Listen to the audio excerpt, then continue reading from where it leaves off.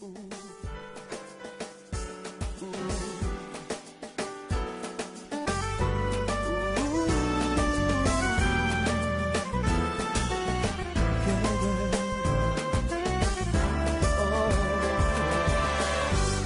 parlerai de ta bonté, ta fidélité.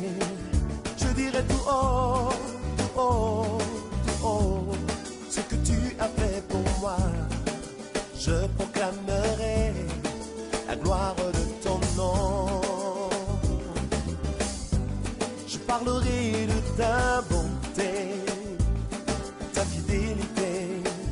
Je dirai tout haut, tout haut, tout haut, ce que tu as fait pour moi. Je proclamerai. Encore une fois, c'est si bon de louer son nom, de chanter des louanges, à son Saint-Nom, de proclamer sa fidélité, chaque jour infiniment. Encore une fois, c'est si bon de louer son nom, de chanter.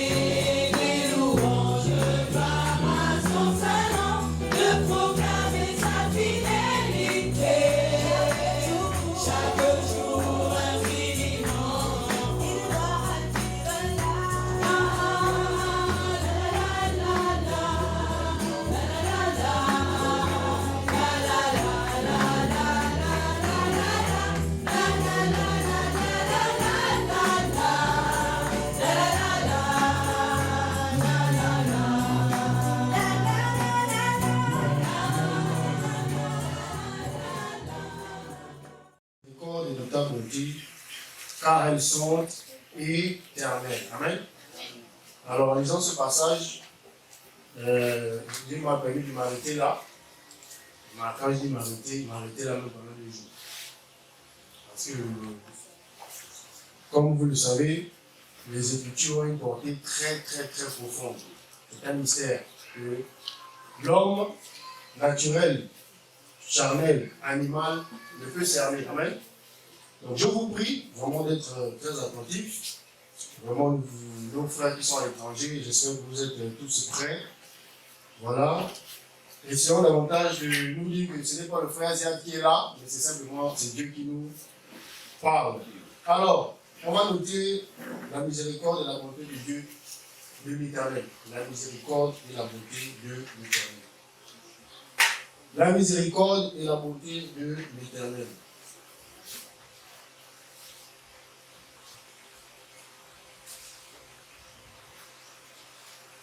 Lorsqu'on entend parler de miséricorde, ça nous fait penser à quoi, Élise?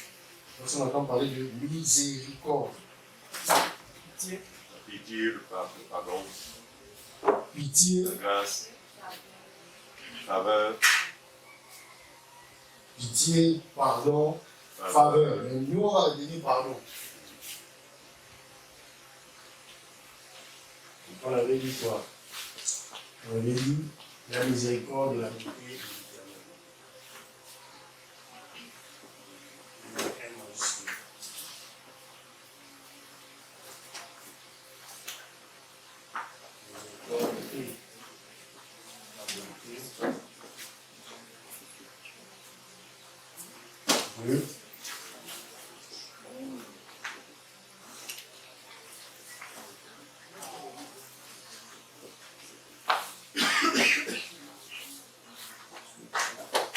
Lorsqu'on parle de miséricorde, on passe par le pardon.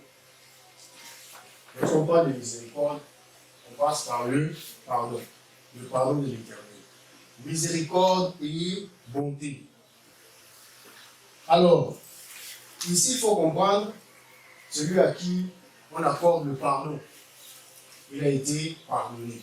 Amen. Pardonné par rapport à ses transgressions. C'est très important. On dit le psaume 51, verset 3. Psaume 51, verset 3.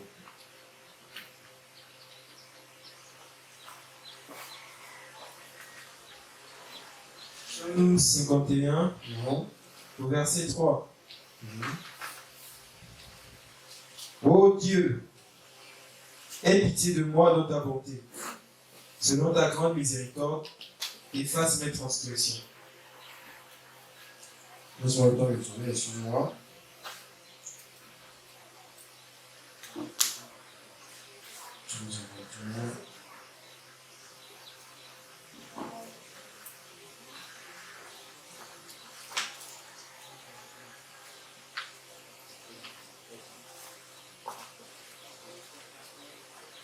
Je ne pense pas que ce soit ça. Verset 3, c'est encore un peu.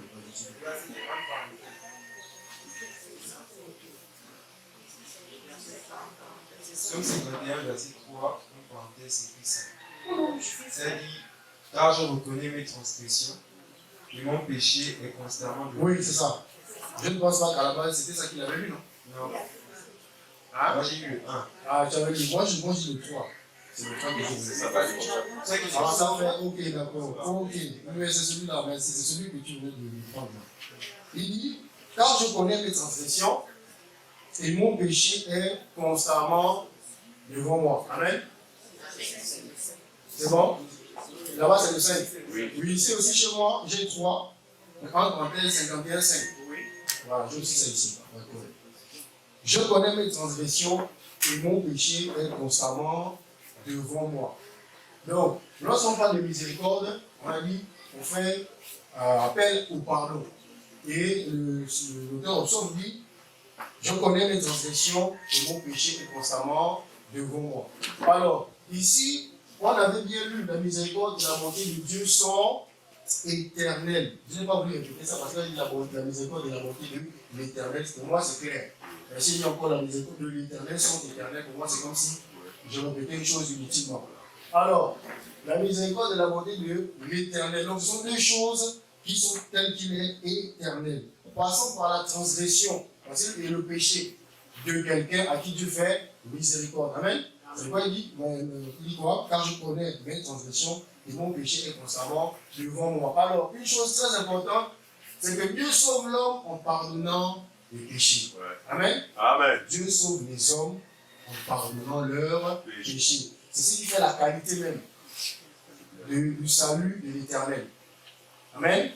Celui qui prétend avoir été sauvé, pardonné par Dieu, mais dit qu'il a encore besoin de recevoir du pardon par rapport à ses péchés, n'a jamais connu le pardon de l'Éternel. Amen. C'est un autre pardon qu'il a eu.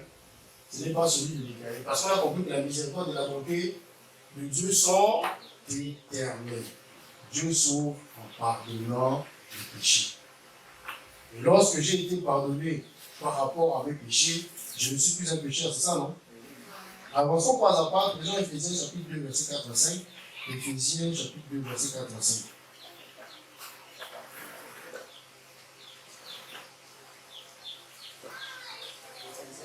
Chapitre 2, verset 4 à 5.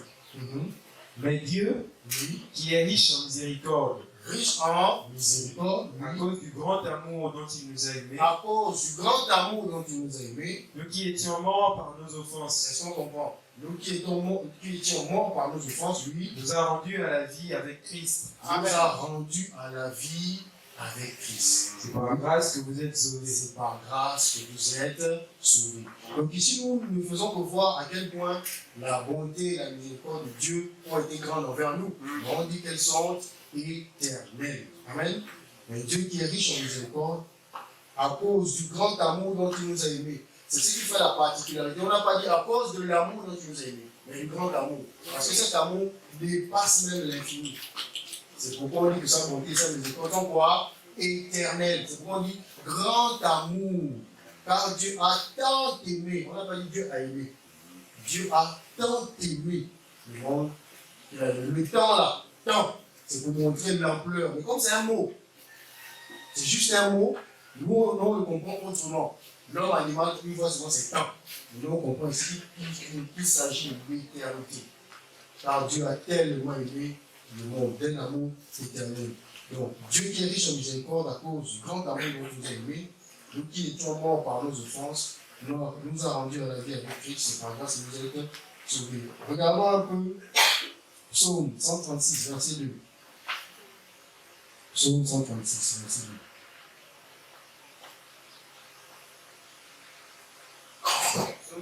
6 au verset 2. Oui. Louez le Dieu des dieux, Louez le Dieu des dieux. car sa miséricorde dure à toujours. Sa miséricorde dure pendant 30 ans. Non, à toujours. Sa miséricorde dure 135 ans. Non. Sa miséricorde dure comment? À toujours. C'est normal, d'autant plus qu'il est éternel. Donc il agit, donc il donne, ça il fait miséricorde à l'homme de façon éternelle. Donc la miséricorde de Dieu dure à toujours. Pendant Romains 5, 7, 8. Cette miséricorde est manifestée déjà depuis, oui, Romains chapitre 5, 7, 8. Verset 7 au verset 8. Oui. À peine mourrait-on pour un juste, Voici la particularité. Pour un juste, c'est facile de mourir. Oui, quelqu'un peut-être mourrait-il pour un homme de bien. oui. Mais Dieu, pour son amour envers nous, Est-ce que vous voyez à quel point les mots sont forts? Parce qu'on dit toujours Dieu prouve son amour. Dieu prouve son amour. Ce sont des mots. Nous avons la compréhension de ces choses. Ce sont des simples mots prouve. P-R-O-U-V-E. Mais pour nous, ça veut dire bien plus que ça. Allons-y. Dieu prouve son amour envers nous. Oui. en ce que, lorsque nous étions encore des pécheurs, Oui. Christ est mort pour nous. Imaginons l'immensité du sacrifice de Christ. Il est mort pour nous. Lorsque nous étions des pécheurs. Parce qu'on a dit pour mourir pour un juste, c'est facile, c'est normal. Il fait des bonnes choses. Je peux me donner pour lui, c'est plus simple parce qu'il fait des bonnes choses. Mais pour un pécheur, donc lui, il est ennemi à moi. Je vais aller mourir pour lui. Et tout ça, quand je meurs pour lui, pour qu'il ait la vie, à cause du fait qu'il est allé en boîte de nuit, il perd tout ça. Tout revient à zéro. Donc il a perdu le sacrifice pour lequel je suis venu là. Ce travail que j'ai abattu, parce qu'il a fait X ou X choses, c'est fini. Il a perdu un éclatement de doigts comme ça. Selon ce que ceux qui n'ont rien compris de la sainte doctrine expliquent. Si tu agis mal, Dieu se fâche, tu n'es plus sauvé. Si tu agis bien, Dieu est content et conserve encore un peu son salut sur toi. Le jour où tu agis encore mal, Dieu se fâche, il enlève encore. Il va falloir que tu viennes te mettre à genoux. On nous disait parfois de nous insulter. Oui, je ne suis rien, je suis un ceci. Oui, tu te traites même de chien, excusez-moi. On nous disait de ça. Donc là, en fait, Dieu maintenant voit que tu t'injuries. Ah non, c'est bon, il s'est insulté. Il te redonne encore. Donc, il te met encore sur son sacrifice. Ou bien, je ne sais pas. S'il vient encore mourir à la croix pour toi, je ne sais pas. Et tu récupères ça. Après avoir récupéré, tu as fait une erreur, tu as menti, tu culpabilises. Parce qu'il faut se le dire. Il y a une chose. Lorsque j'ai été pardonné, c'est impossible que je culpabilise.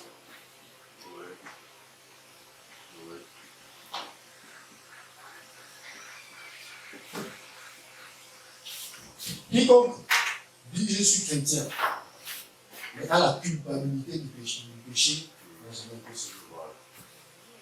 Il n'a jamais connu Christ, ou du moins le vrai Christ.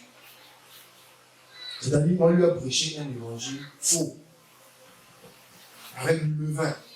Et les Écritures nous disent qu'un peu de levain fait lever toute la pâte.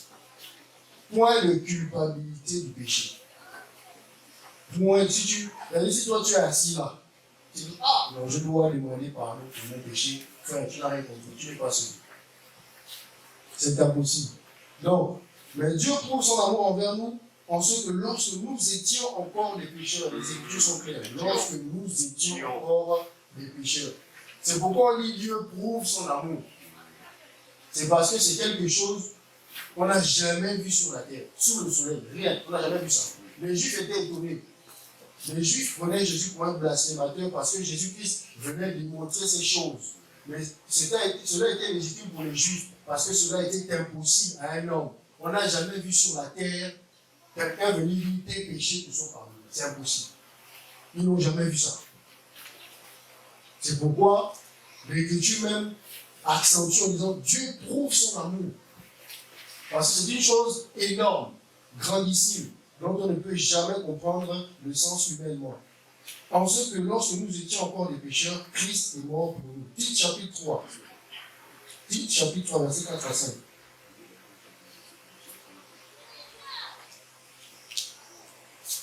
Tite chapitre 3, verset 4 à 5. Tite 3, versets 4 à 5. Mais, lorsque la bonté de Dieu, notre Sauveur, et son amour pour les hommes ont été manifestés, Oui, lorsque sa bonté a été manifestée, c'est quelque chose qui a été fait. Lui, il nous a sauvés, il nous a sauvés, non à cause des œuvres de justice que nous aurions faites, oui, mais selon sa miséricorde, par le baptême de la régénération et le renouvellement du Saint-Esprit. Donc Dieu nous sauve selon sa miséricorde. Or, nous avons compris que la miséricorde de Dieu est éternelle. Dieu nous sauve selon sa miséricorde. Miséricorde de Dieu qui est éternelle. Donc c'est un salut, comme on l'a dit, qui dure à toujours, qui ne s'arrête au point. Psaume 37, 39. Allons-y voir Psaume 37, 39.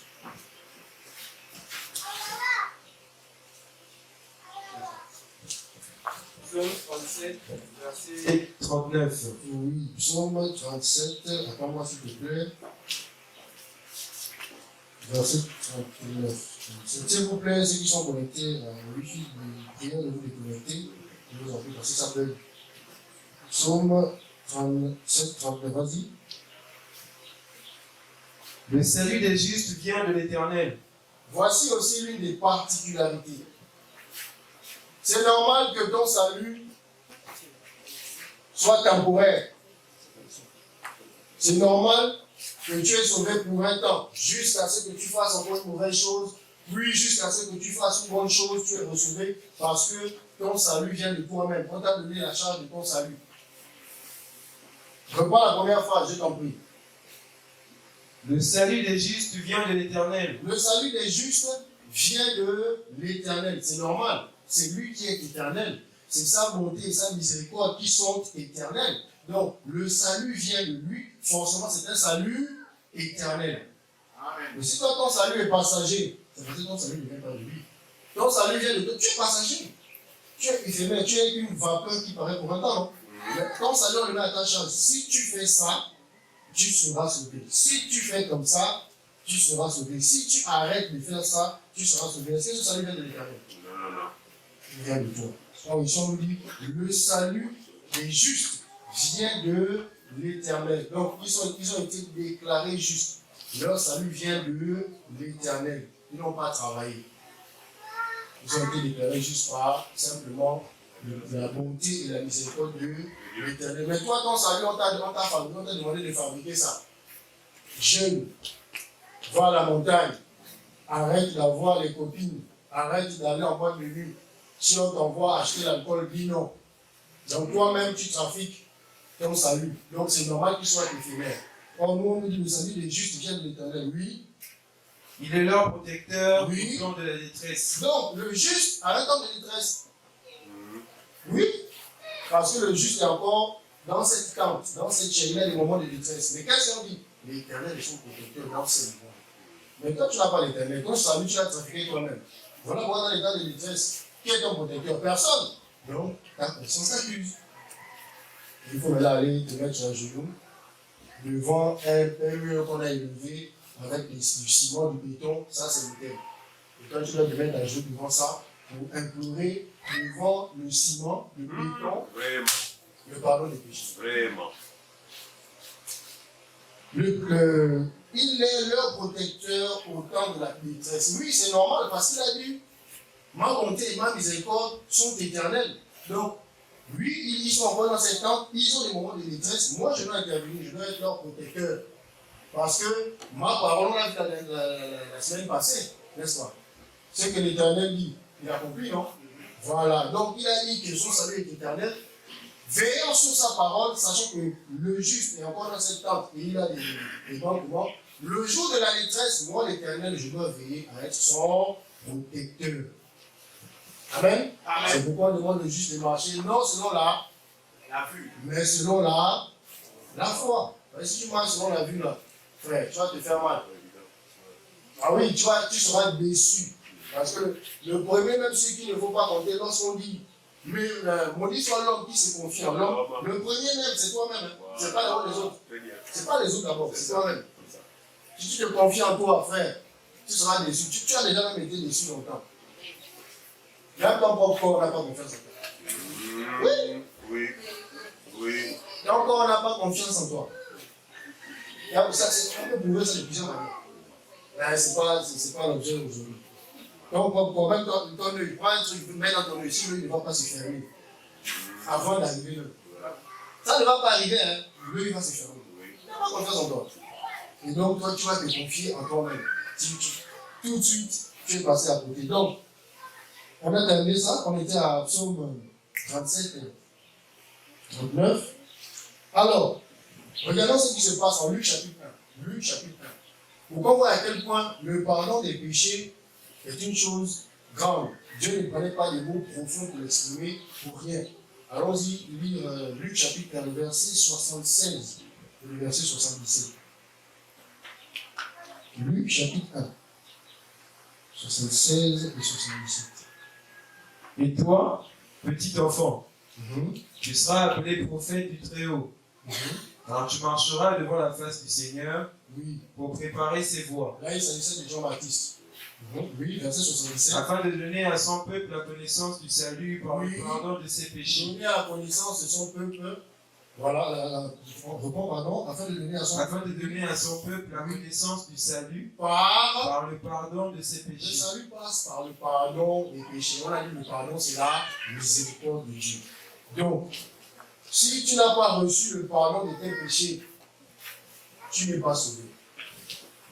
Donc, tous ceux qui se mettent encore à demander pardon, je vois des gens qui se disent souverain, prophète, révérend, pasteur, apôtre. Il est à l'assistance. Maintenant, levez-vous, on va demander pardon pour vos péchés. Apôtre. Et si l'apôtre est comme ça, Ça veut tout dire. à quoi on peut s'attendre? L'apôtre. Maintenant, ici c'est clair. Hein? Afin de donner à son peuple la connaissance, c'est ça le problème, il manque de connaissance. Du salut par le pardon de ses péchés. Le pardon, c'est la miséricorde. Pardon, il y a la miséricorde. Mais la miséricorde, elle est éternelle. À quel moment alors avons-nous été pardonnés? Aujourd'hui, moi, c'est quel pardon? Si aujourd'hui je demande pardon, je sors de là avec une satisfaction pendant un petit temps. Vraiment. C'est clair. En contraste avec ce que Dieu dit. Sa miséricorde et sa bonté sont éternelles. Mais quand tu sors du moment que tu quittes le temple jusqu'à ta maison, c'est de là où il y a une certaine satisfaction. Et là, tu fais attention à ne pas commettre un forfait en chemin. Parce que si tu marches en chemin, la voiture est comme tu vas le faire. Pourtant, tu étais chrétien. Donc, en chemin, là, tu veilles à ne pas faire quoi que ce soit. Parce que tu risques de reperdre encore le salut que Dieu t'a donné. À risque, jamais tu ne seras satisfait. Jamais tu n'auras la paix. Parce que tu vas marcher dans une psychose. À tout moment, tu dois être sur tes gardes. Il n'y a aucune satisfaction, pas de paix. Pourtant, Jésus disait bon, je vous donne la paix, je vous laisse ma paix. Oui. Non comme celle que le monde donne. Mais toi, tu n'es pas en paix. Finalement, est-ce que c'est Jésus qui ment? Ou alors, c'est toi qui fais mal? C'est toi qui fais mal, Jésus ne mange. Rien compris, donc, on va se mettre là ensemble, l'église, et humilions-nous, et demandons pardon à Dieu pour nos péchés. Ça même, c'est déjà le péché. Le premier péché que vous faites, c'est ça. Parce que ça, c'est blasphémer la grandeur, l'immensité de l'amour de Dieu. C'est fouler ça au pied de Dieu. Donc, on a vu Luc, on a compris, donc connaissance du salut par le pardon de ses péchés. Acte chapitre 5. Acte chapitre 5, verset 31.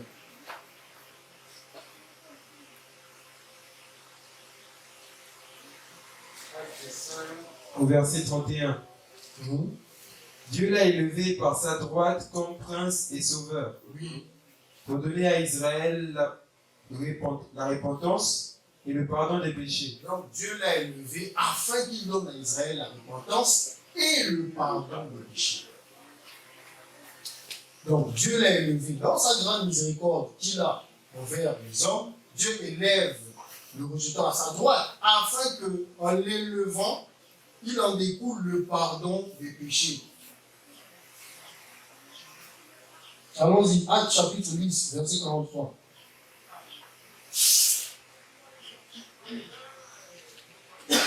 Acte 10 au verset 43. Mhm. Tous les prophètes rendent de lui le témoignage de quiconque croit en lui Oui. reçoit par son nom le pardon des péchés. Tous les prophètes ont démontré cela. Que quiconque croit en lui reçoit le pardon des péchés. On a dit reçoit. N'est-ce pas? Ah! C'est quel pardon? Vous avez dit, je doute même de Dieu parce que Dieu dit qu'il m'a pardonné. C'est moi que j'ai demandé pardon. Mais je doute parce que je sais que si je sors, je n'aurai plus ce pardon en faisant quoi que ce soit. Je ne crois même pas au pardon de Dieu. Parce que Dieu est éternel. Comment Dieu va-t-il faire une chose éternelle et le mettre à son nom? C'est terrible. Alors, la bonté et la miséricorde de Dieu sont éternelles. Et nous avons reçu cette bonté et cette miséricorde. Prenons Matthieu chapitre 9. Matthieu chapitre 9.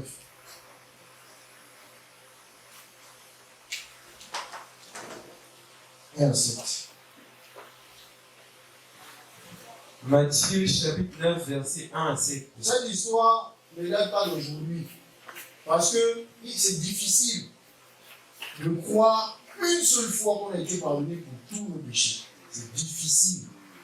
C'est vraiment difficile à un cœur d'accepter ça, de comprendre ça. C'est pourquoi on a dit que le royaume de Dieu est forcé. Oui. Ce sont les violents qui s'en emparent. C'est dans ce sens. Ce n'est pas facile. Parce que cette affaire date depuis même qu'on a commencé à prêcher le salut. Les gens déjà étaient dedans. Jusqu'à aujourd'hui. Ça fait combien d'années? Parce que c'est une chose qui n'entre pas dans la conscience humaine. C'est difficile. Donc nous sommes violents. Nous qui avons fait ça, nous sommes violents. C'est dans ce sens que Jean-Baptiste nous disait. Oui, allons-y, verset 1 à 7. Jésus, étant monté dans une barque, Oui. traversa la mer et alla dans sa ville. Voici, Oui. on lui amena un paralytique couché sur un lit. On amène à Jésus un paralytique couché sur un lit. Jésus, voyant leur foi, dit au paralytique, Toujours. Voyons leur foi, oui. dit au paralytique, prends courage, mon enfant, tes péchés te sont pardonnés. Pour nous aujourd'hui, c'est une chose simple. Ça passe tranquillement. Jésus lui dit, tes péchés te sont pardonnés. Parce qu'on a compris que les prophètes même, depuis l'ancienne alliance, ont témoigné ça. Que le pardon des péchés nous serait prêché par Christ. N'est-ce pas? On le reçoit par Jésus-Christ. Donc Jésus-Christ, dans son cheminement, reste simplement attaché à ça. Donc c'est logique qu'il dise au paralytique, mon enfant, tes péchés te sont pardonnés. Oui. Verset 3. Sur quoi Oui. quelques scribes dirent au-dedans d'eux, Oui. cet homme blasphème. Ils ont raison de le dire. Cet homme blasphème parce que pour les Juifs, il a été clair dans la loi de Moïse. On leur a dit, il faut respecter ça à la lettre. Dans cette loi, c'est Dieu seul qui a le pouvoir de pardonner les péchés. Seulement Dieu. Aucun homme n'a ce pouvoir sur le terre. C'est impossible. Et là, il blasphème. C'est normal parce que eux, ils voient un homme qui dit à un autre homme, tes péchés te sont pardonnés. Pendant que nous sommes tous sous la loi, soumis à la loi, essayant d'accomplir tout ce qui a été ordonné dans la loi pour recevoir le pardon qui vient du ciel. Et quand tu es un homme, ils t'ont vu naître, tu es un juif. Tu viens dire à un autre juif, tes péchés te sont pardonnés. C'est logique. Ils disent, cet homme blasphème humainement. Mais ils n'ont pas compris que c'est cet homme-là dont parlait la loi et les prophètes. Jésus-Christ, c'est lui le seul qui a le pouvoir sur terre d'accorder le pardon des péchés aux hommes. Mais tout reste quand même confus. Si Dieu seul a le pouvoir de pardonner les péchés et que Jésus-Christ vient dire tes péchés te sont pardonnés, qu'est-ce qu'on comprend? Jésus-Christ, c'est Dieu. C'est Dieu seulement qui a le pouvoir de pardonner les péchés. Mais lui vient et dit, tes péchés te sont, il a l'audace de le dire. Et c'était, je ne sais pas si c'était la chance qu'il a eue, parce qu'ils auraient pris les pierres et lapidé. Alors, Jésus-Christ est Dieu. C'est pourquoi lui dit, tes péchés te sont pardonnés. Poursuivons, qu'est-ce qu'il dit par la suite? Allons-y. Verset 4. Et Jésus, connaissant leurs pensées, dit, Là, déjà, ils allaient s'arrêter. Parce que Jésus n'a pas eu connaissance de leurs pensées. Pensée. Parce qu'au fond d'eux, tous unanimement dit, c'était la science, au fond d'eux. Mais Jésus a connu leurs pensées. Oui. Pourquoi avez-vous de mauvaises pensées dans vos cœurs? Mais toi d'abord, comment tu fais pour connaître ce que nous avons dans nos cœurs? Comment tu sais ce que moi j'ai pensé dans mon cœur? Ils allaient s'arrêter là et se poser la question, ah, comment il a fait pour savoir ce que nous pensons? Mais c'est passé. C'est passé parce qu'ils étaient voilés lui. Car Oui, lequel est le plus aisé de dire oui, tes péchés sont pardonnés, oui. ou de dire lève-toi et marche? Lequel est le plus aisé de dire tes péchés te sont pardonnés ou de dire lève-toi et marche? C'est une phrase ou une question qui semble être banale.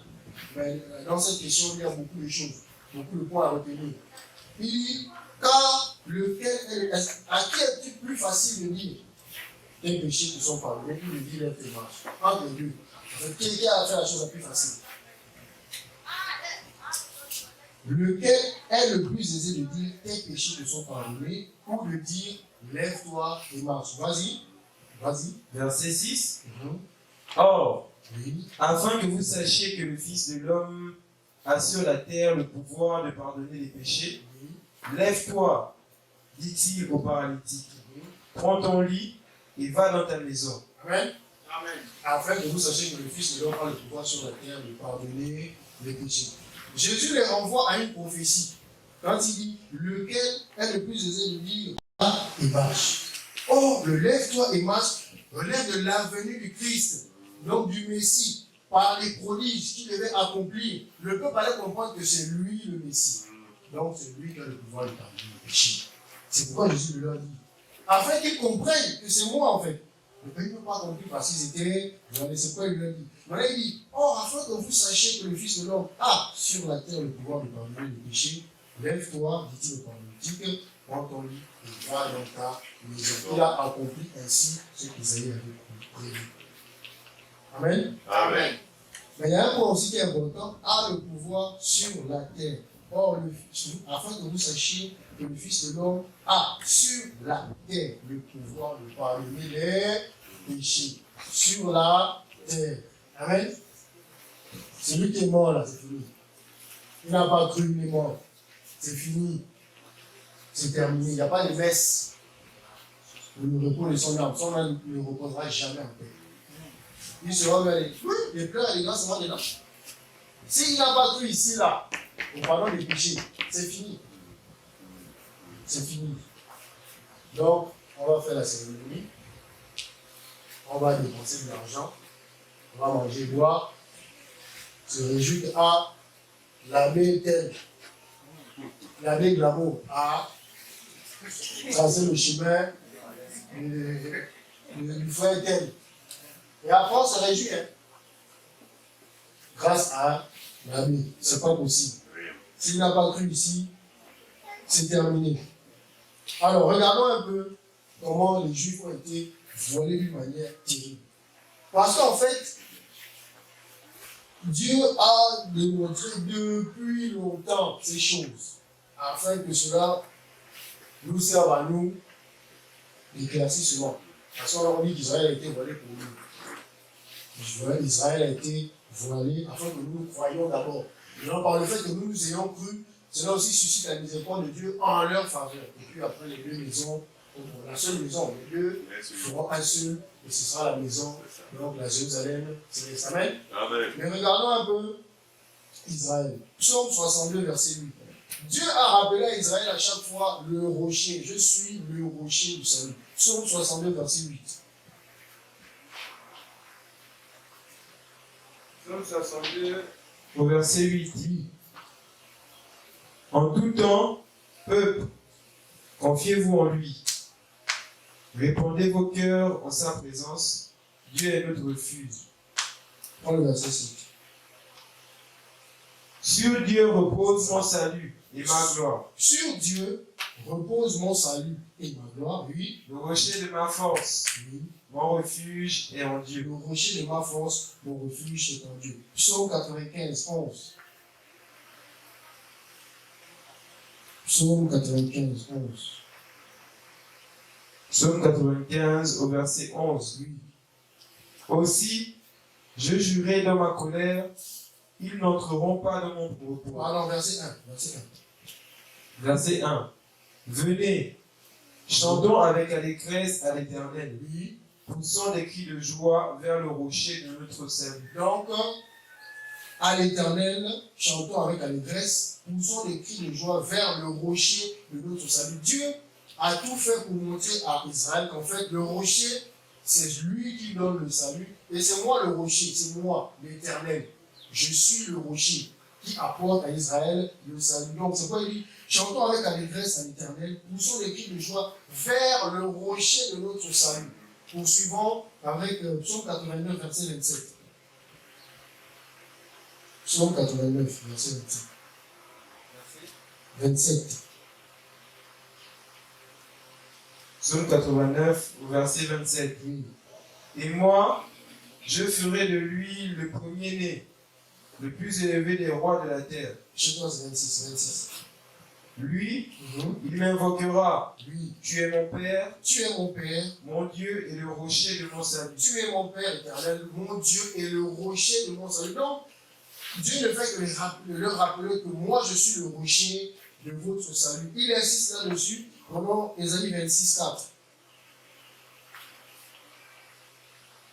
Ésaïe 26, 4. Ésaïe 26 au verset 4. Oui. Confiez-vous en l'Éternel à perpétuité, Oui. car l'Éternel Oui. est le rocher des siècles. Donc, ce rocher dont je vous parlais depuis, qui est le rocher de votre salut, c'est bel et bien l'Éternel. Il ne cesse de le répéter. L'Éternel est le rocher des siècles. Ésaïe 44, 8. 44, 8.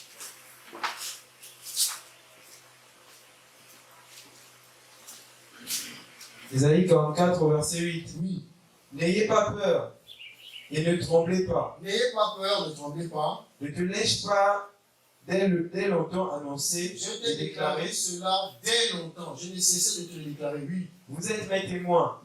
Y a-t-il un autre Dieu que moi? Il n'y a point d'autre Dieu que moi. Oui. Il n'y a pas d'autre rocher. Il n'y a pas d'autre rocher. Je n'en connais point. Je n'en connais point. Il n'y a pas d'autre Dieu que moi. Il n'y a point d'autre rocher. Je n'en connais point. Donc, Dieu dit qu'il ne connaît pas le rocher. Si Dieu ne connaît pas, lui qui sait tout, ne connaît pas un autre rocher à part lui.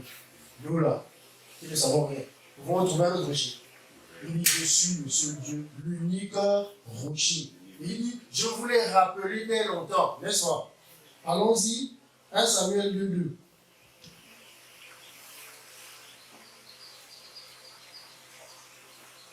1 Samuel 2 au verset 2. Oui. Nul n'est saint comme l'Éternel. Nul n'est saint comme l'Éternel. Il n'y a point d'autre Dieu que toi. Il n'y a point d'autre Dieu que toi. Il n'y a point de rocher comme notre Dieu. Donc, il confirme, il n'y a point d'autre rocher que notre Dieu. Ésaïe 48, verset 21. Ésaïe 48 au verset 21. Et ils n'auront pas soif dans les déserts où il les conduira. Donc, il s'agit de la partie avec Israël, dans le désert. Après avoir insisté, parce qu'eux, ils lisaient tous ces livres-là. Ils avaient la connaissance de cela. Donc, dans la partie du désert, ils n'auront pas soif dans le désert, oui. Il fera jaillir pour eux l'eau du rocher. Oui. Il fendra le rocher Oui. et l'eau coulera. Ici, Dieu fendra le rocher et l'eau coulera, n'est-ce pas? Mais Paul nous dit en 1 Corinthiens 10, 4. 1 Corinthiens 10, 4. Parce qu'il a bien précisé qu'ils n'auront pas soif, vous avez vu? 1 Corinthiens 10 au verset 4. Oui, Et qu'ils ont tous bu le même breuvage spirituel, oui, car ils buvaient à un rocher spirituel qui les suivait. oui. Et ce rocher était Christ. Ah, Église. Dieu a dit qu'il y a combien de rochers? 3. Un seul. Hein? Un seul.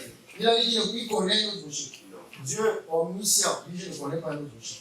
Mais reprends la partie, et ce rocher était Christ. Ce rocher était Christ, le rocher des siècles là. Le rocher dont on parle depuis longtemps, c'est Christ. Donc Christ, c'est Dieu. Donc Dieu seul a le pouvoir de pardonner les péchés, n'est-ce pas? Les Juifs le savaient. Mais comme ils n'ont pas reconnu qu'il était le Messie, quand il a dit tes péchés te sont pardonnés, tu blasphèmes. Amen. Parce qu'ils ne reconnaissaient pas que c'est lui le Messie. Mais regardez, on est dans Ésaïe 48. Ils n'auront pas soif dans le désert où il les conduira. Il fera jaillir pour eux l'eau du rocher. Il fendra le rocher. Il fait quoi? Il fend le rocher. N'est-ce pas? Il fend le rocher. Et moi, qu'est-ce que je fais? Je tape, je frappe. N'est-ce pas? Christ a été frappé à cause de nos péchés. Il a été humilié, frappé de Dieu. Donc, lorsqu'il frappe le rocher, de l'eau jaillit. N'est-ce pas? Voilà. Celui qui croit en moi dit quoi? Des sources d'eau. Voilà. Donc ici, même dans ce passage, Dieu a expliqué la venue de Christ, qu'il frappe. Et le fait qu'il le frappe, il en ressort le salut, la vie. Parce qu'ils sont dans le désert. Dans le désert, qu'est-ce qu'ils ont la vie? C'est de l'eau. Donc en frappant le rocher, paf, c'est Christ qui frappe. Oui, c'est pas ça. Christ a été humilié à cause de nous, considéré comme frappé de Dieu. Et après l'avoir frappé, il a été élevé, non? Mais nous, qu'est-ce qu'on a reçu? La vie. Donc, dans ce passage, tout était clairement décidé même là. Sauf que Israël était voilé. Mais ces choses ont été écrites pour notre instruction. Et c'est pourquoi Jésus-Christ a le pouvoir de dire à un homme tes péchés te sont pardonnés. Amen. Amen. Alors, prenons, on a terminé avec le rocher. Il y a un épisode qui m'a marqué. Allons-y d'abord prendre Isaïe 45, 17. Isaïe 45, 17.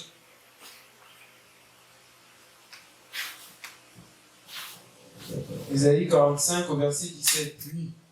C'est par l'Éternel qu'Israël obtient le salut. C'est par l'Éternel qu'Israël obtient le salut. Un salut éternel. Un salut comment? Éternel. Oui. Vous ne serez ni honteux, ni confus. Jusqu'où? Jusque dans l'éternité. Ah. Amen. Ton salut qui te donne maintenant, tu es confus là. Ah. C'est quel salut? Ce n'est pas le vrai. Salut, tu es sauvé. On nous dit, qui pense qu'il est sauvé ici? Toi, tu lève la main. Celui qui pense que tout de suite il meurt. Il est sauvé là. Lève la main. On ne lève pas la main. Nous sommes dans une salle, dans un endroit où c'est la maison de Dieu. Et nous sommes en train de parler de la parole. Il a la Bible. Il nous dit, qui est sauvé? Si tu meurs tout de suite, s'il meurt tout de suite, il va nous parler. On est là. Personne ne peut dire ça. Mais quand on dit, on dit quelque chose. Nous sommes confus. Confusion, qu'est-ce qui crée cette confusion? La culpabilité du péché. Et c'est qui culpabilise? Celui à qui on n'a pas pardonné. C'est lui qui culpabilise. Une fois que tu as dit à l'enfant, c'est fini, ça va, il est tout un peu le sourire. Mais tant que tu n'as pas dit ça là, il culpabilise. N'est-ce pas? Ah! Maintenant, Ésaïe va à 51, 6 à 8.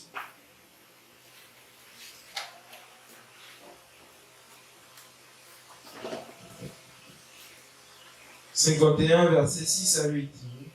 Levez les yeux vers le ciel, Oui, et regardez en bas sur la terre. oui, Car les cieux s'évanouiront comme une fumée. oui.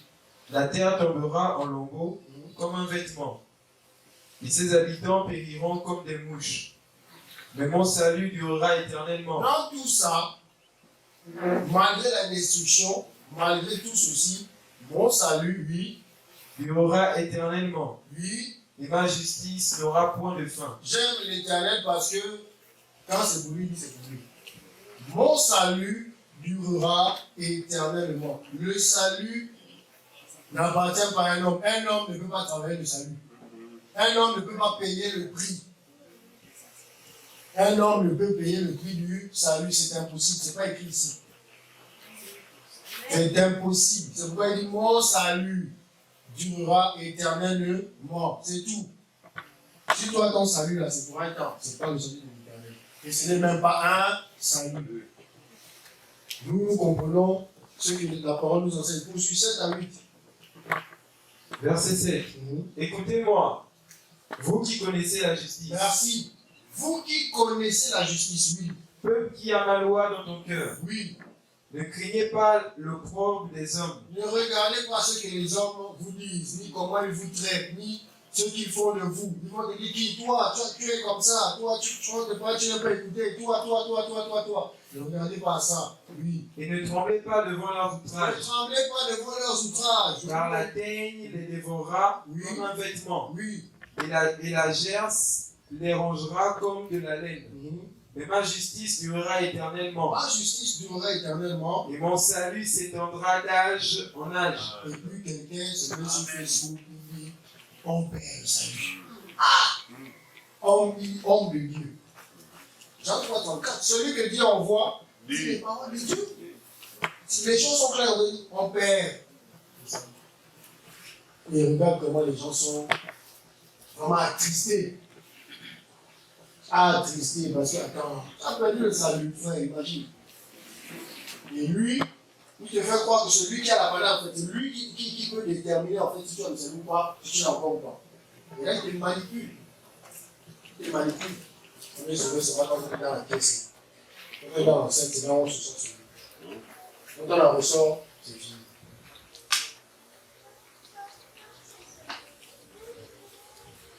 On a lu ce verset 8, non? Jésus dit tout est accompli. Mais quand il parle, il dit tout est accompli. Parce qu'il est venu, on a vu, pour le pardon des péchés.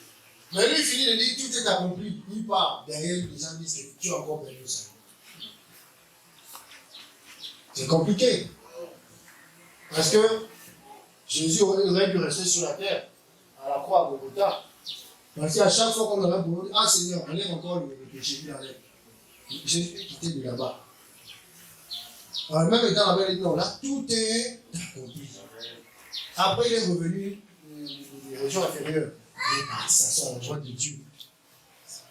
Tout ça, quand tu viens encore dire que je suis dans le péché. Mais tu dis, je suis chrétien. Chrétien, mais je lutte contre le péché. Je suis chrétien. Mais ok, est-ce que tu penses que tu le chutes là si tu veux? Non, bon, je lutte encore contre le péché.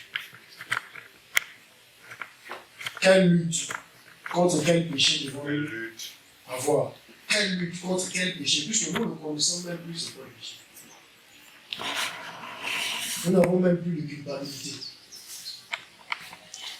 Prenons Jean 10, 28.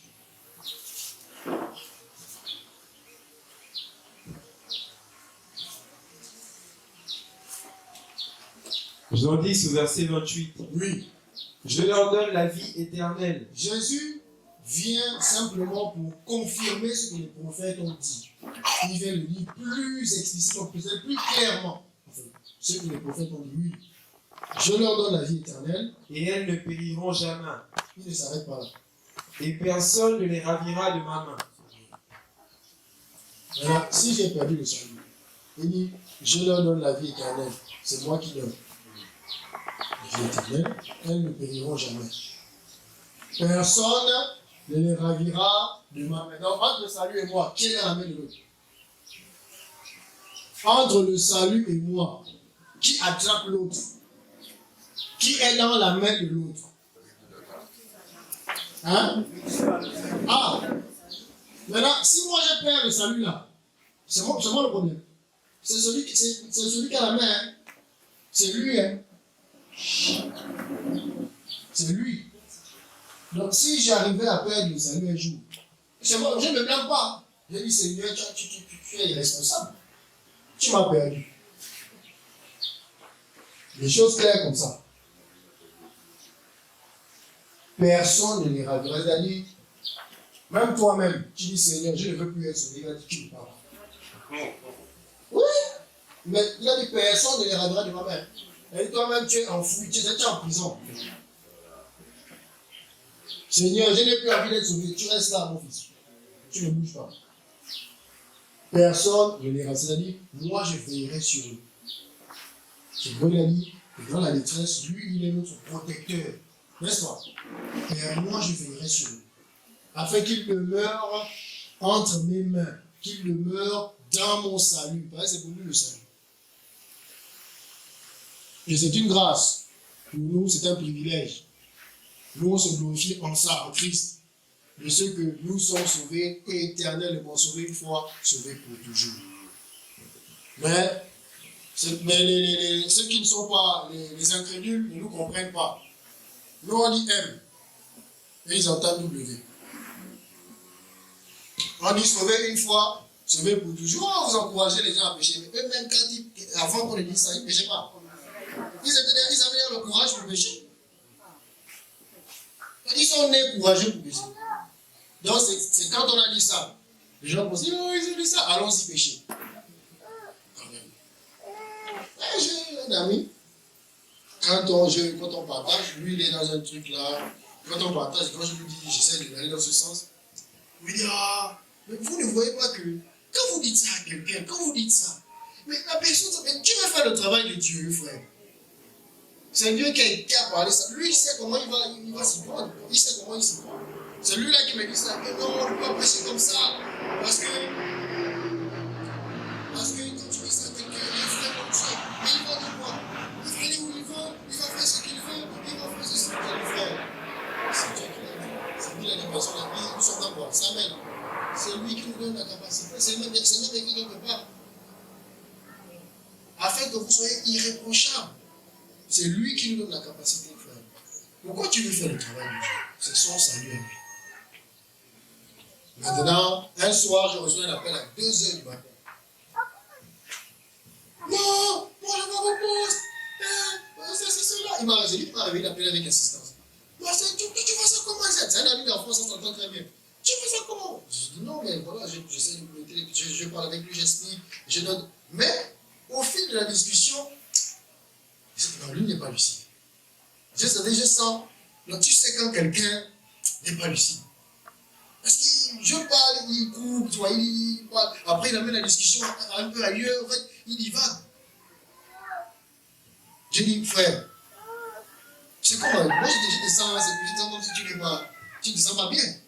Non, je me sens bien. Non, parce qu'il est là quand même. Non, c'est vrai, non, je me habitue bien.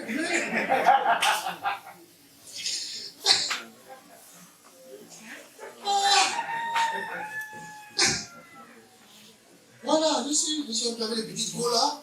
J'ai bien mis toi bien, mais tu vois, moi j'étais là, j'étais dans un bar là au quartier, ça me fait mal comme il dit comment.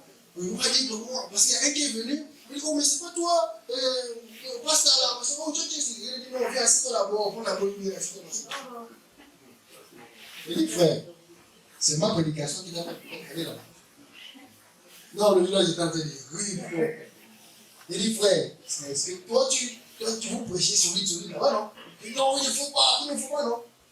Est-ce que c'est la prédication là qui t'envoie? Oh, laisse la voix, c'est un machin là. Non, machin, tout ça. Sauver une fois, sauver pour toujours. Dieu lui-même met dans tous ses enfants la compréhension, l'équilibre par rapport à ça. Dieu lui-même nous dirige, nous guide. Sachant que nous avons des imperfections, mais lui nous donne la force et la capacité. C'est tout. Nous sommes entièrement entre ses mains. C'est tout. On se donne entièrement à lui. Et donc, l'épisode là m'a trop fait rire. J'ai l'habitude de cartoon souvent, lui envoyer des messages par rapport à ça. Il rigole seulement.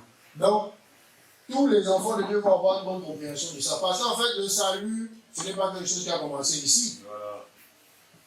Il vient se manifester ici. Ça n'a pas commencé ici. Parce que l'Écriture nous parle des élus de Dieu. Avant même qu'on arrive sur terre, nous étions quelque part. Chacun va retourner là-bas. Chacun va retourner d'où il sort. Si tu étais chez le malin là, tu vas retourner chez le malin. C'est pourquoi on voit les choses claires comme ça là. Quelqu'un ne croit pas à ça. Il faut bien qu'il y ait une raison qui se dit là à l'enfant. Il faut bien qu'il y ait une raison. Jésus lui-même, il y a des gens qui ont eu une occasion de chute pour les gens. Imaginons Jésus qui est venu pour le salut de l'humanité, disons, lui-là il a une occasion de chute pour toi. C'est lui qui doit te sauver. Donc c'est logique. Donc, chacun va retourner d'où il revient. Tous ceux qui ne sont pas destinés à croire à la vie éternelle ne croiront jamais à cette prédication. Ils vont toujours vous dire c'est faux. Comment tu vas me dire que je vais avoir le pardon une fois pour toutes? Je pêche tous les jours. Je dois demander pardon tous les jours. Il écrit ça, il écrit ça. Je ne sais pas comment il se fait appeler apôtre sur Facebook. Il écrit ça. Nous, on va toujours demander pardon. J'ai dit, frère, on va discuter encore quoi? Il faut bien qu'il y ait des raisons pour que les hommes aient à la fin. Il y a des choses claires comme ça, tu ne veux pas. Donc, personne ne ravira les élus de la main de Jésus-Christ. Donc, cela est une consolation pour nous. Personne ne va nous arracher de la main de Christ. Amen. Voilà. La mort ne nous fait plus peur. Celui qui a vécu la mort. Donc, si je passe, c'est parce que je dois partir et je vais seulement attendre les autres. Je vais attendre les autres. Et puis, on va se retrouver avant d'être enlevé, emmené vers le Père. Allons-y d'abord, il y a un épisode, Luc chapitre 13.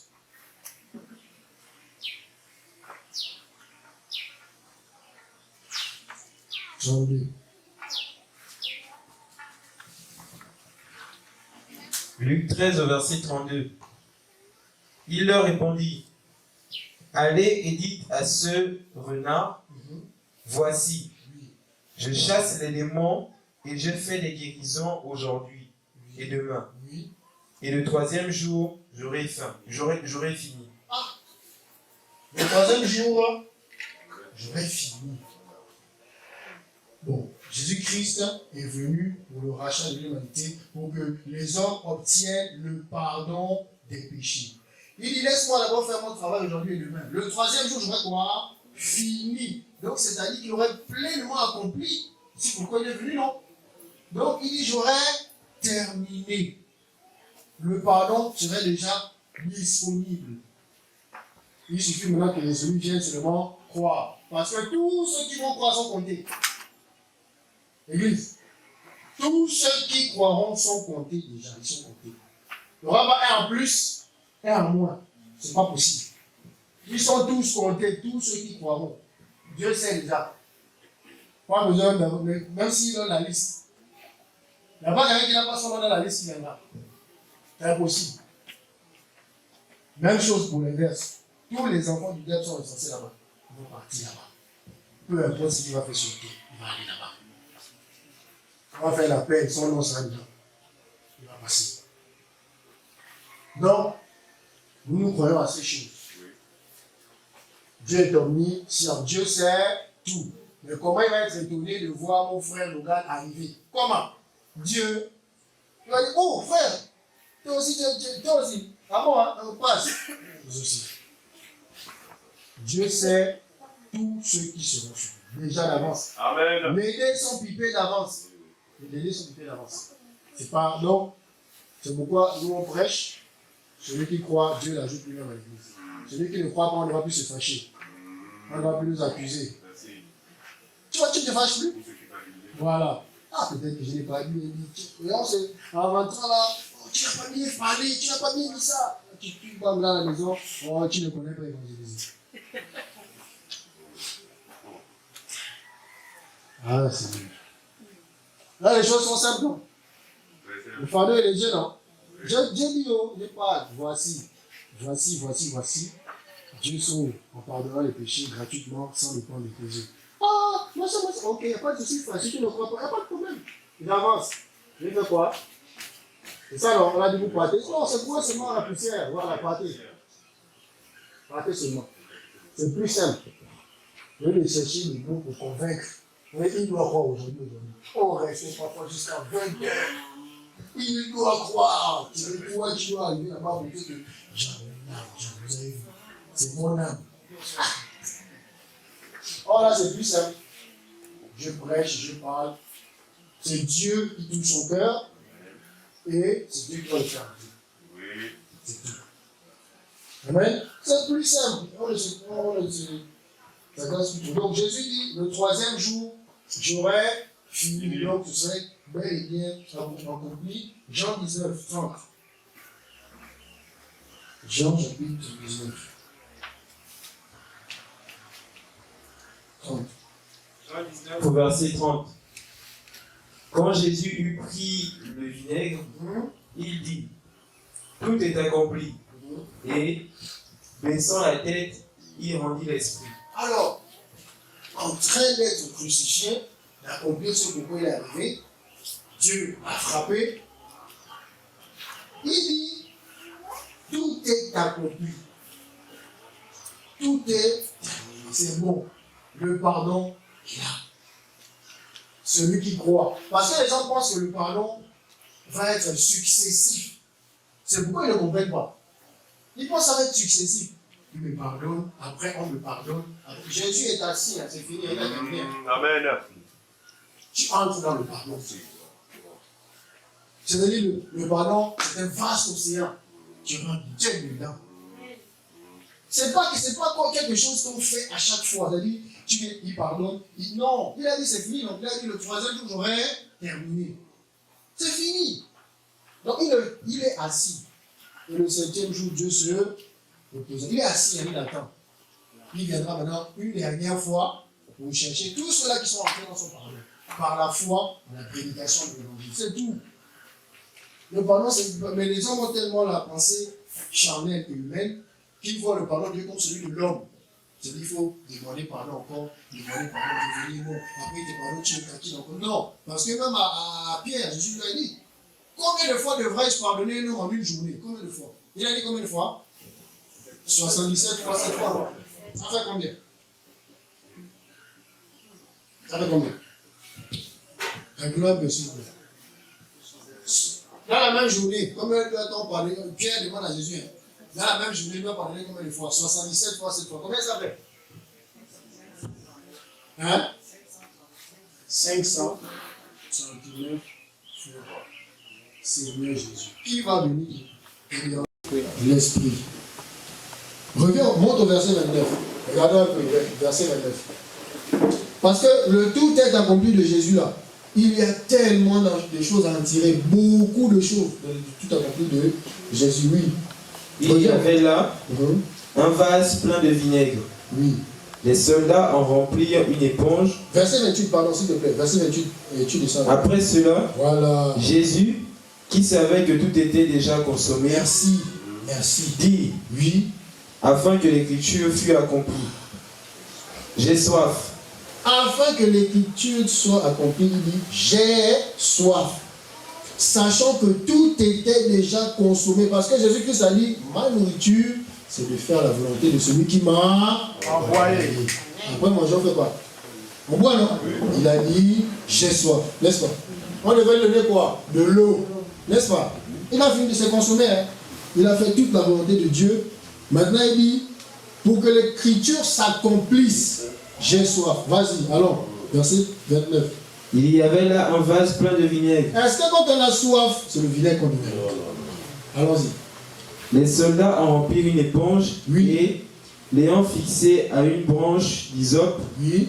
ils l'approchèrent de sa bouche. Quand Jésus eut pris le vinaigre, Oui. il dit, tout est accompli, et baissant la tête, il rendit l'esprit. Tout est accompli. Déjà, on comprend que il a tout accompli parfaitement. Le pardon est là et les hommes doivent entrer dans son pardon. Amen, c'est ça? Amen. Mais il y a des choses ici qui nous étonnent et qui nous choquent quand même. Déjà, Jésus dit j'ai soif. Après avoir consommé ça, c'est pas encore un problème. Même si on va voir ça. Mais les hommes prennent le vinaigre pour le lui donner. Ça fait partie des souffrances qu'il devait endurer. Allons-y prendre Psaume 69, verset 20. Donc, Psaume 69, verset 20, on prend un peu. Psaume 69. L'écriture là, c'est cette écriture qui s'est accomplie ce jour-là. Psaume 69.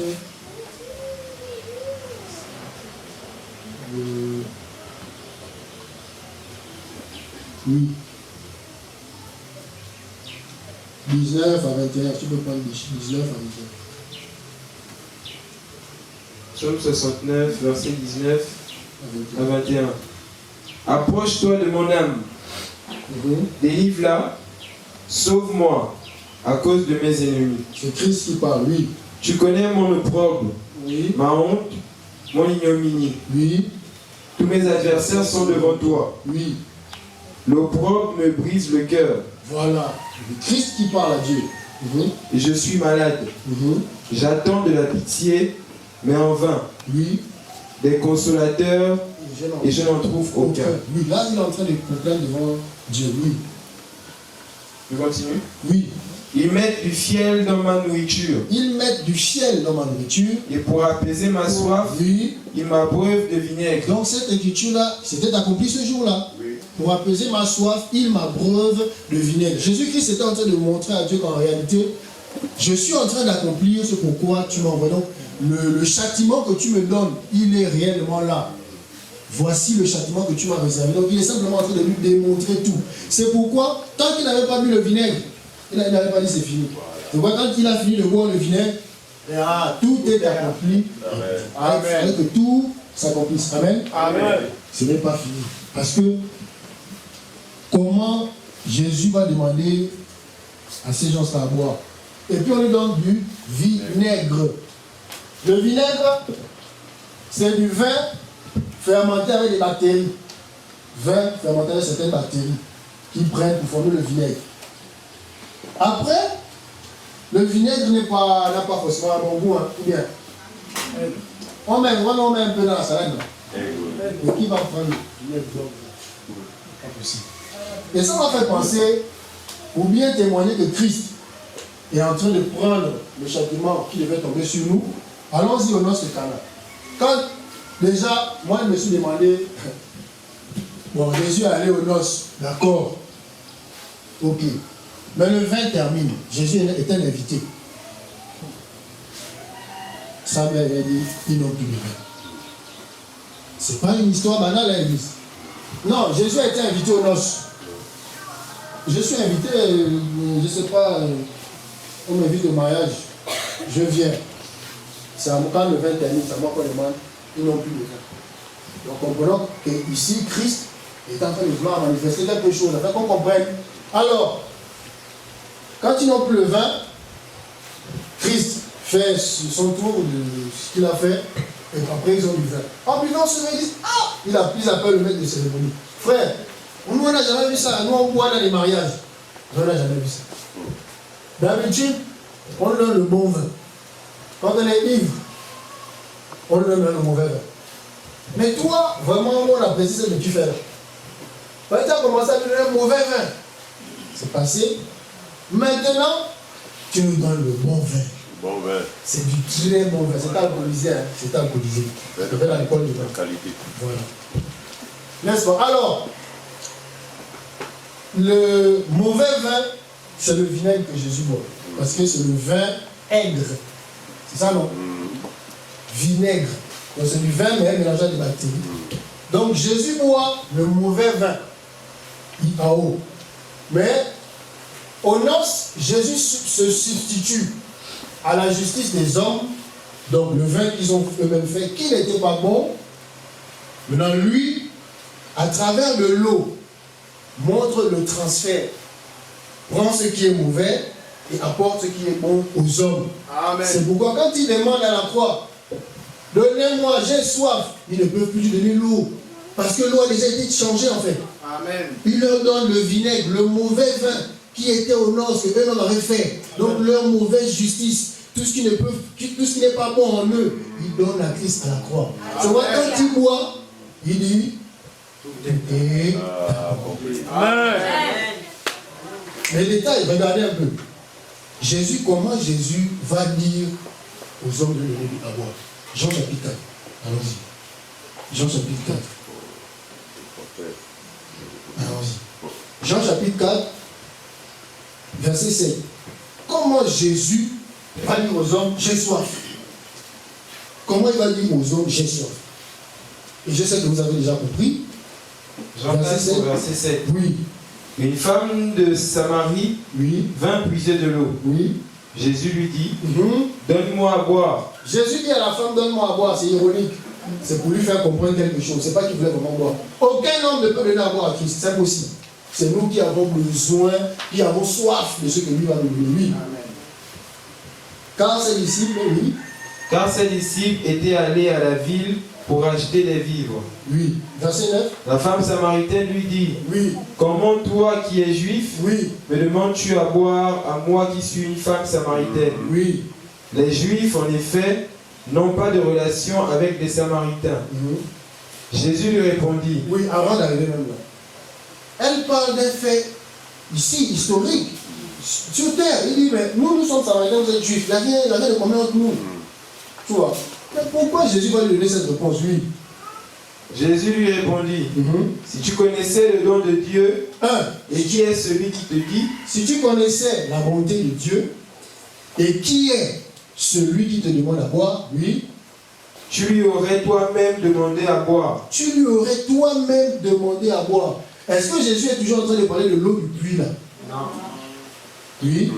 Et il t'aurait donné de l'eau vive. Il t'aurait donné de l'eau vive. Elle insiste. Seigneur, lui dit la femme, oui. Tu n'as rien pour puiser. C'est normal, humainement au puits, Jésus n'avait rien. Et lui ne parlait pas d'eau de ce puits. Oui. Et le puits est profond. D'où aurais-tu donc cette eau vive? Oui. Es-tu plus grand que notre père Jacob? Qui nous a donné ce puits? Elle ne sait pas qu'elle est en train de reconnaître que lui il est plus grand que Jacob. Oui. Et qui en a bu lui-même, ainsi que ses fils et ses troupeaux. Oui. Jésus lui répondit, oui. Quiconque boit de cette eau aura encore soif. C'est normal, non? La justice des hommes là, c'est pas à chaque fois. Et ça ne se répétait pas.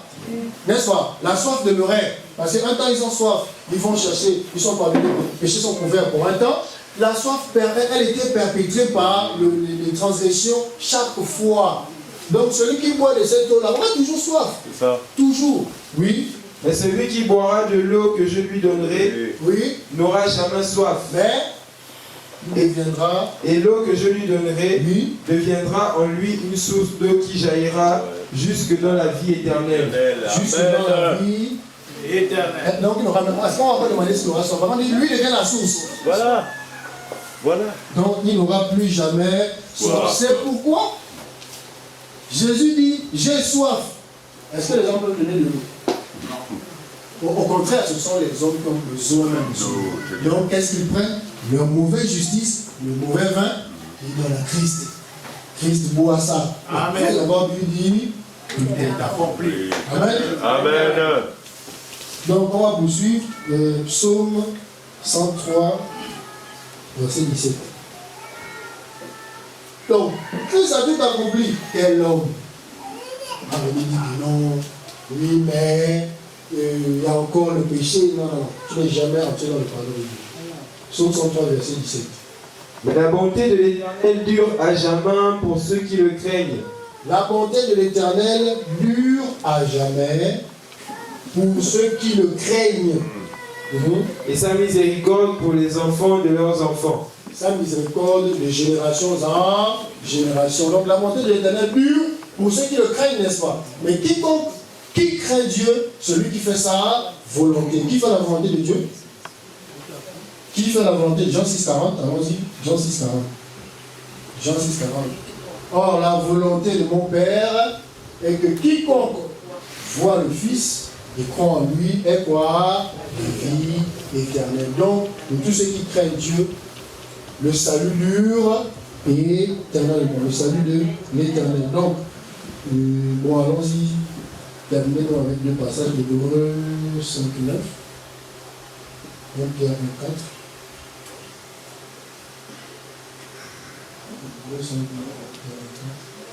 Hébreux 5, verset 9. Et qui, après avoir été élevé à la perfection, est devenu pour tous ceux qui lui obéissent l'auteur d'un salut éternel. Voilà. Christ, après avoir été élevé à la perfection, donc il a parfaitement accompli tout ce pourquoi il est venu. Maintenant, il devient pour tous ceux qui lui obéissent, tous ceux qui manifestent la foi, l'auteur d'un salut éternel. Amen. 1 Pierre 1,4.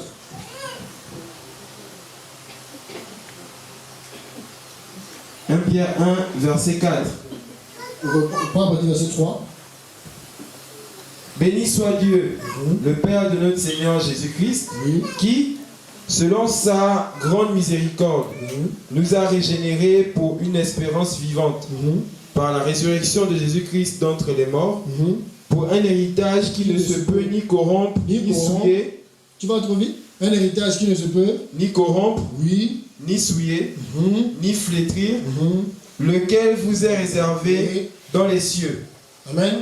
Amen. Que toute la gloire revienne à Dieu. Amen.